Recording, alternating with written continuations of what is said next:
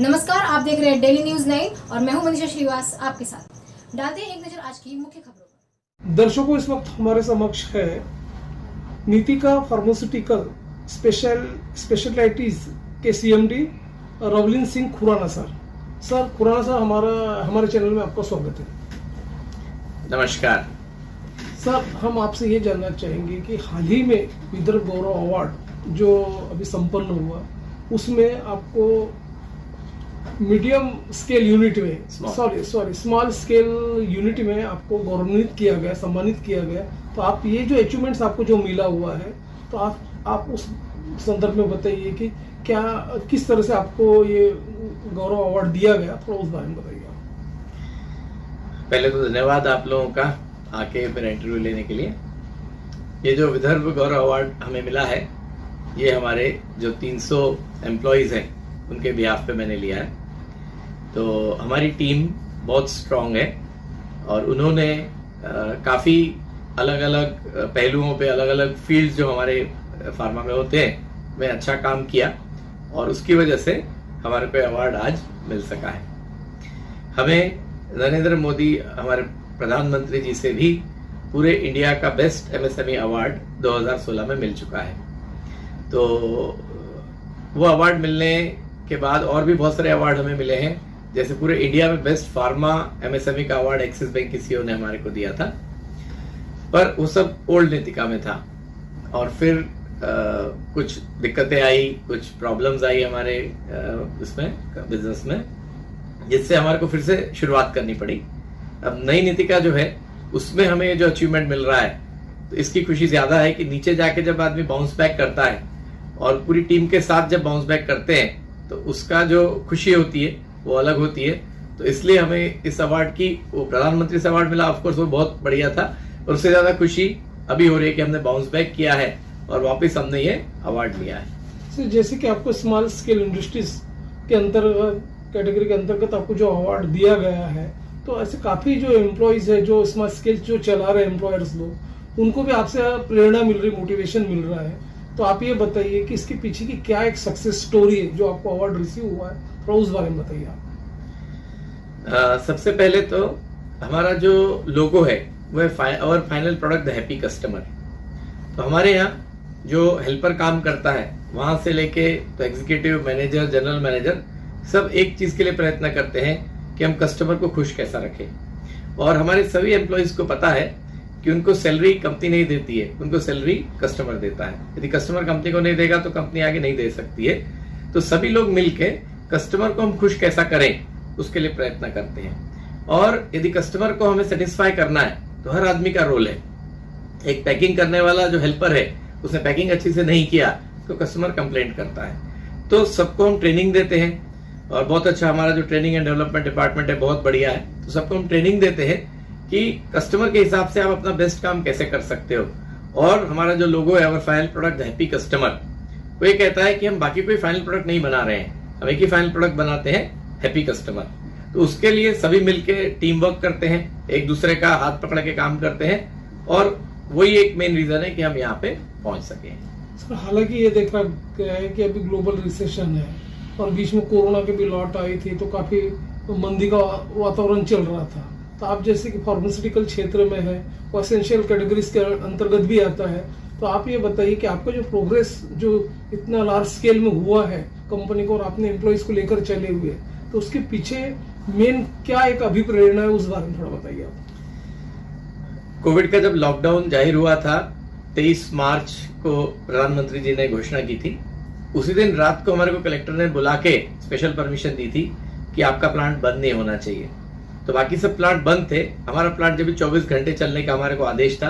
और वही नहीं, हमारे लिए जो बाकी सर्विसेज चाहिए थी, जैसा ट्रांसपोर्ट नहीं था, पैकिंग मटेरियल नहीं था, मशीन नहीं थी, तो उनको भी, जो हमारे लिए काम करते उनको भी तुरंत परमिशन दी गई थी।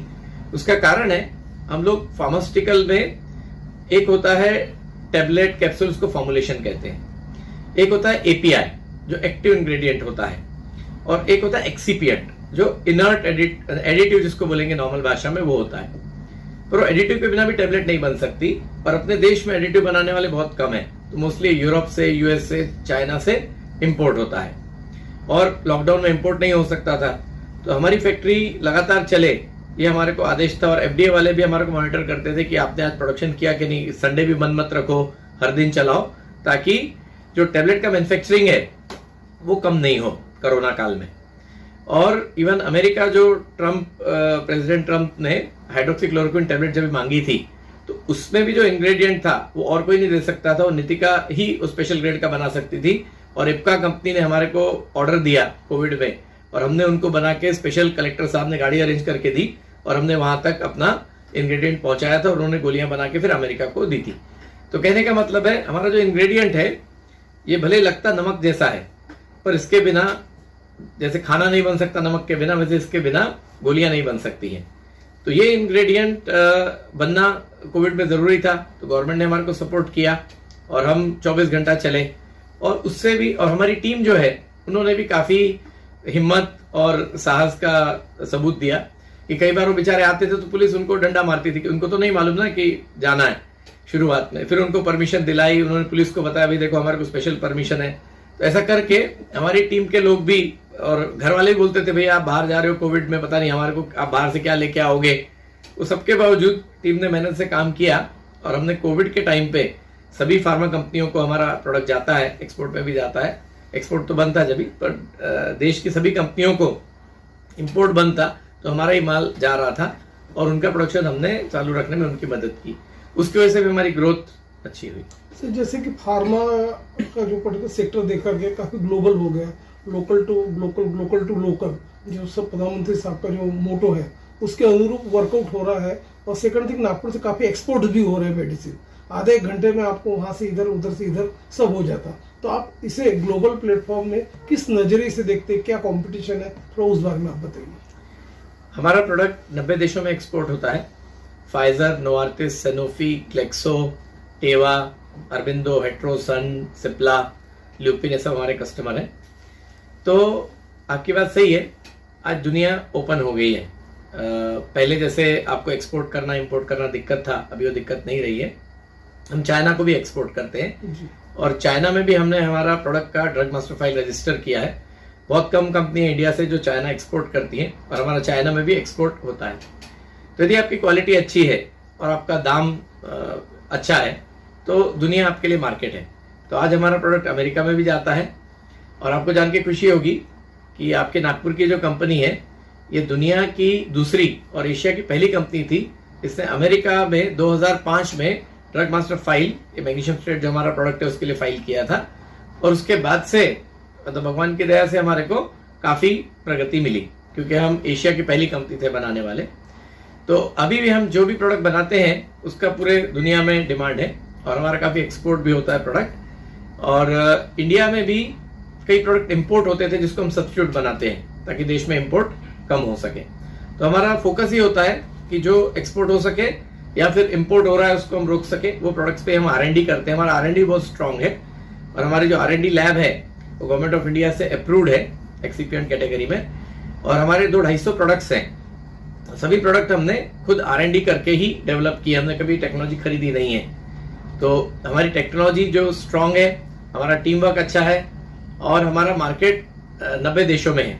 तो इसकी वजह से हमारे को मतलब दुनिया में कंपटीशन का कोई ऐसा दिक्कत नहीं समझ आती। और हम चाइना में भी एक्सपोर्ट कर रहे हैं। जो चाइना में एक्सपोर्ट कर सकता है वो दुनिया में कहीं भी अच्छा काम कर सकता है। सर कोरोना पैंडेमिक में हमने ये देखा है कि उस समय वायरस काफी हाई था, और एक तरह से फियर पैनिक था लोगों के बीच में।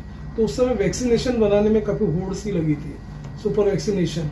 तो आज भी वो नेजल वैक्सीनेशन का भी चल रहा है, प्रयोग चल रहा है। तो आप ये बताइए कि इस कैटेगरी में आपका क्या एक लक्ष्य है, थोड़ा उस बारे में बताइए आप। आपका क्वेश्चन बहुत अच्छा है। जब ये वैक्सीन बनाने का बात चल रहा था, तो जो उसके इंग्रेडिएंट्स होते हैं, अगेन इनएक्टिव इंग्रेडिएंट, वो इंडिया में नहीं बनते हैं, और अमेरिका ने उस पर बंदी लगा दी थी।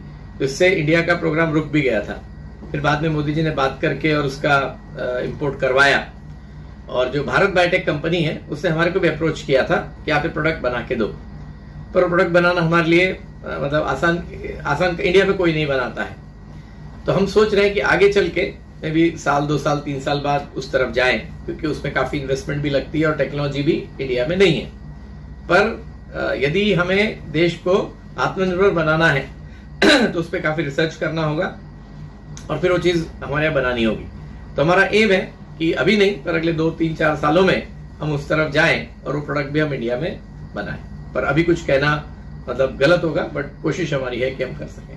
जैसे कि आपको अभी सम्मानित किया गया स्मॉल स्केल इंडस्ट्रीज के अंतर्गत, तो अभी आगे चलकर जैसे लार्ज स्केल है या मीडियम है, ये इसमें और भी आपको छलांग लगाना है और प्रोग्रेस करना हो और नागपुर के जो प्रोडक्ट है उसको लोकल तक लेके जाना है, या और भी काफी तमन्ना है आपकी। तो आप ये बताइए ऐसा कौन सा काम अधूरा रह गया जो आप कर नहीं पाए और आपका एक प्रोजेक्ट ड्रीम होगा, थोड़ा उस बारे में बताइए। हमारी कंपनी पहले अभी से काफ़ी बड़े साइज की थी और बहुत अच्छा काम उसका होता था, और फिर 16 में जो हमारा एक एक्सीडेंट हुआ था उस पर हम नीचे आए और हमारी असेट्स पूरी खत्म हो गई थी उसमें। तो उस वजह से हमारा जो साइज होता है वो असेट्स के हिसाब से होता है। तो असेट बहुत कम होने की वजह से हम स्मॉल स्केल में आ गए हैं, पर हम स्मॉल स्केल में ज़्यादा दिन नहीं रहेंगे और ये साल से ही हम मीडियम में आ जाएंगे। तो आगे चल के मीडियम और फिर लार्ज का भी हमारे को जाने का सपना है, और हमारी टीम जो है वो भी बहुत एम्बिशियस है और सबका यही है कि हम वापस पहले से और अच्छी जगह पे, पहले हम बेस्ट एक्सिपिएंट कंपनी इंडिया की कहलाते थे, हमें बहुत सारे अवार्ड भी मिले थे। तो अभी वापस हमारे को इंडिया का बेस्ट, और बाद में लिए हमारा सतत यही प्रयत्न है कि टेक्नोलॉजी हम अपग्रेड करते रहें, आर&डी हमारा अच्छा होता रहे, क्योंकि फील्ड में आर&डी का बहुत बड़ा महत्व होता है। तो अब जितना अच्छा आर&डी करोगे उतना अच्छा आपका प्रोडक्ट डेवलप होगा। तो हम यही कोशिश करते हैं। अभी बीच में हमारा आर&डी भी कम हो गया था, अभी वापस हमने आर&डी अच्छी से चालू किया है। तो यदि हम एक लेवल का आर&डी करेंगे तो निश्चय ही हम धीरे धीरे इंडिया की नंबर 1 फिर से जहां हम थे और फिर दुनिया की नंबर 1 कंपनी बनने का प्रयत्न हमारा चालू रहेगा। मैं एक और चीज कहना चाहूंगा, मैं लघु उद्योग भारती नागपुर का भी अध्यक्ष हूँ। तो लघु उद्योग भारती में करीब हम 200 सदस्य हैं और हम लोग सभी आपस में मिलते रहते हैं और यही कोशिश होती है कि उनको भी हम मोटिवेट करें ताकि वो भी इंस्पिरेशन से आगे बढ़े।